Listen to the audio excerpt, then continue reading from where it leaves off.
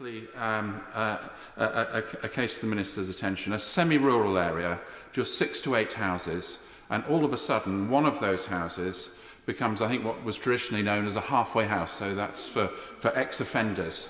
There are over 6 people there. No licence was applied for. Surely that shouldn't happen.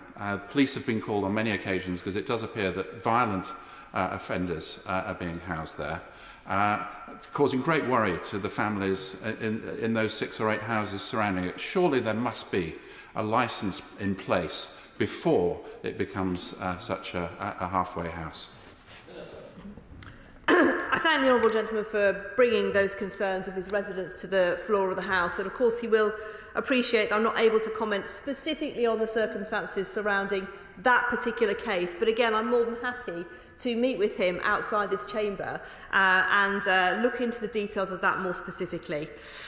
So I wanted to just make clear to my honourable friends the planning process, because it's absolutely right that local residents are able to raise concerns into the process and they are taken into account. But every planning application is judged on its individual merit, and the weight given to these considerations is a matter for the local planning authority as the decision taker. But this brings me on to some of the other concerns that my honourable friend has raised about the conditions and the enforcement of conditions. Because when planning permission is granted, the local authority has powers to impose conditions, and, for example, it could require an applicant being required to complete a construction management plan. That would require the applicant to submit details on how they will minimise the impact of construction on local residents. And he's obviously raised a very concerning experience where a water main was burst, and clearly the government expects builders to act responsibly, and it may well be that there are some things that we can provide some more information to him. So I will ask my officials from my department to write to him to follow up that particular concern.